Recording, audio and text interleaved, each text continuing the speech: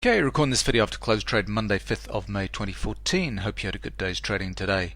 Well, back into it after a couple of days off. We went out of Sydney at the end of last week for a long weekend at a spa where we're co-owners. Had a great time, very relaxing, but back into it now. And because it's so late after the close of trade, I thought I'd do something a little bit kind of more interesting from a longer term perspective. And I want to talk about big blue professional bars where they're kind of spiky and you can use them as signals for what is going on.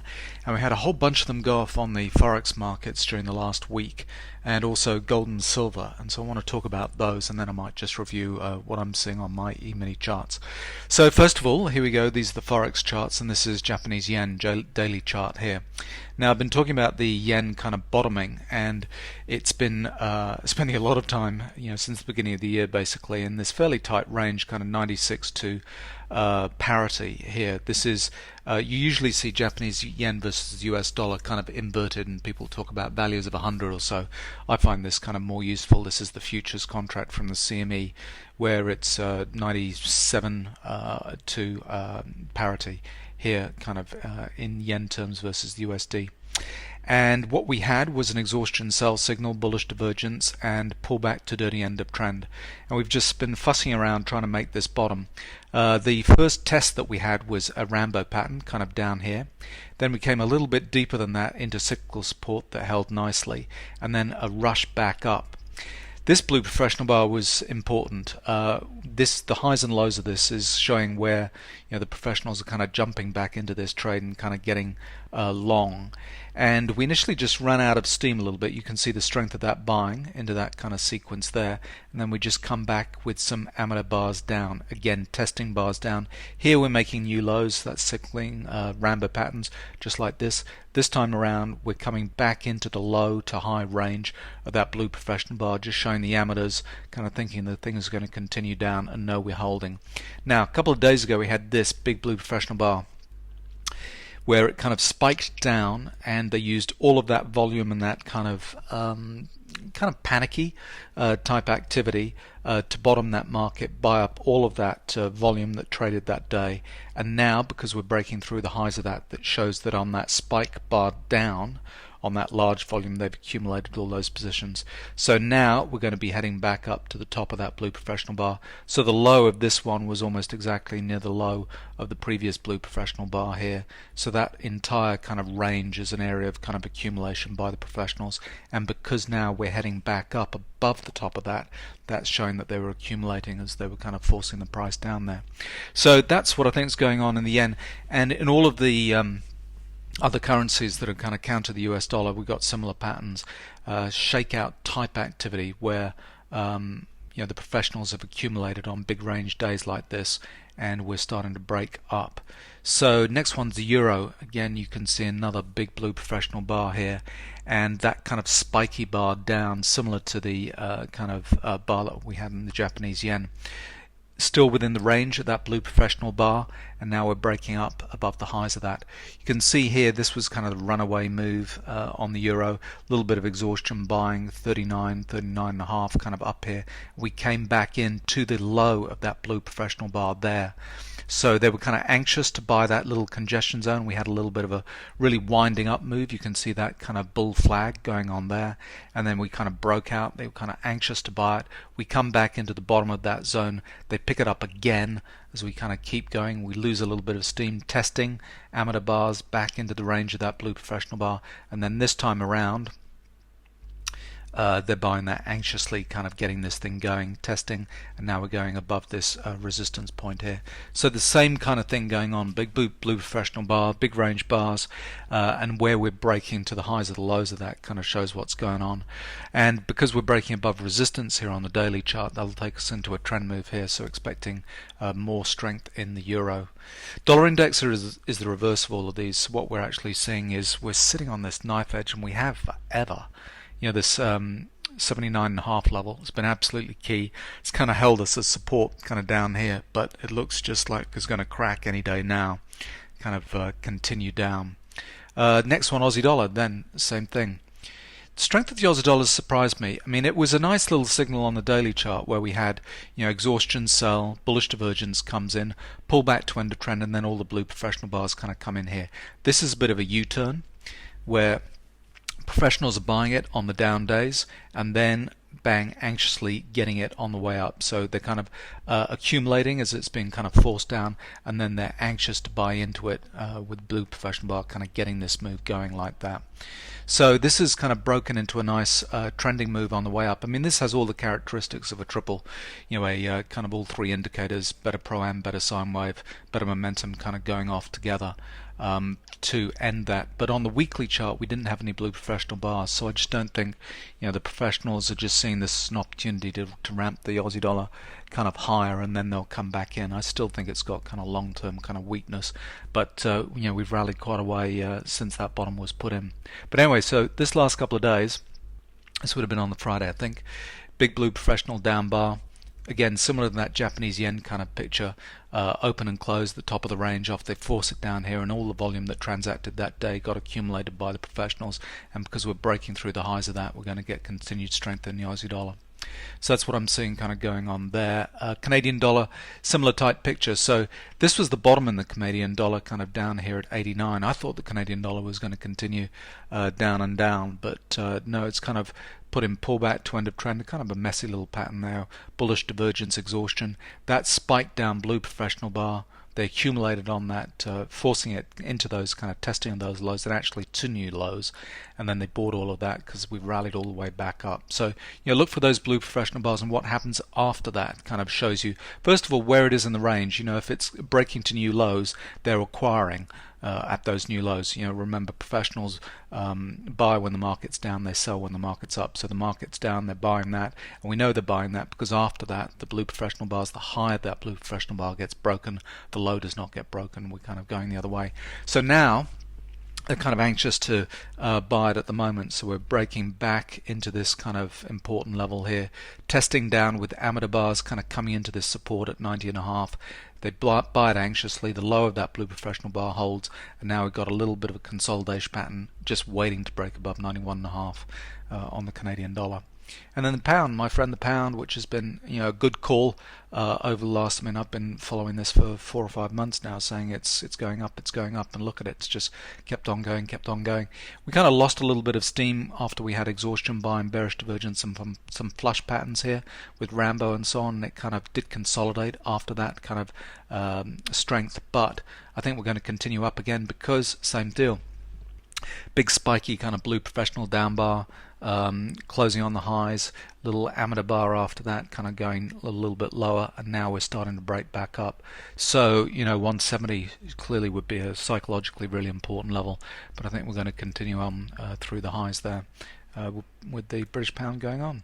So there we go, blue professional bars on all of those markets, showing that that was kind of flushing out a lot of sellers of Japanese yen in that case there, and the Japanese yen looked like it's going to head higher. And the kind of inverse to the Forex charts, Forex contracts, is the gold and silver. So they kind of mirror, they're anti-dollar, and they kind of mirror those patterns in those kind of risk-on type currencies. And we've got a similar thing going on in gold. Now gold, after we got to kind of 1400 here, we kind of came off quite steeply. I've been looking at gold and saying, look, we were putting at a bottom here. This is really important. You could look at all the commitment of traders. Gold and silver had started to turn around and so on. We had this really strong rally after we'd done all of these good things. So exhaustion, selling, bullish divergence comes in, flush down here. We test. Look at all this, the weaker and weaker selling with all these bullish divergence patterns as we're making lows here. It's very weak selling going on, and that's when we rallied. So, and again, nice big blue spiky kind of down bar. The low of that holds. That's the testing bar, and then we start moving back up. So we've broken into an uptrend here. We go exhaustion, bearish divergence, and flush, and just gets a little bit too excited here at kind of almost 1400 and just falls off from there. But it's fallen off into amateur patterns down here with the Rambo bar. The amateur's thinking, oh, I've got this totally wrong, it's actually going down. No, we start to hold. And we go through this little kind of sequence of consolidation where we're just testing down.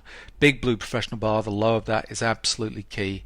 we kind of test back into it again, and then we have a little bit of weakness, and then another big blue professional bar kind of comes in here. We come back and test again into the lows of that big blue professional bar. So all of these times we're kind of the professionals kind of forcing it down on those big kind of selling days. They're jumping in and saying, I've got to buy this, this is going up. And then we test the lows of those blue professional bars, testing the lows of those blue professional bars. They continue to hold, and now we're breaking to the upside. So out of this kind of consolidation zone, bang. So gold's going higher, heading back up to test the kind of 1400 type level. So look for that. Silver's a weaker pattern because silver we've broken into a downtrend on the daily chart, and at some point we'll pull back to end of trend here. It's in a downtrend because we're below a cyclical support level here, so it's got to put in that kind of testing activity. And all we've done is come back in. Well, we went quite a ways past 19, kind of scary day down here. And each of these blue professional bars, it held initially, then this one came in and we've not held there. So the silver pattern is weaker, but silver and gold will tend to move closely together. 19 is an absolutely key level. We're trying to find a bottom here for sure, but I think we've got another little pullback to end of trend sequence to make on silver before this downtrend is nicely kind of completed. Gold looks stronger from that kind of pattern of testing down there.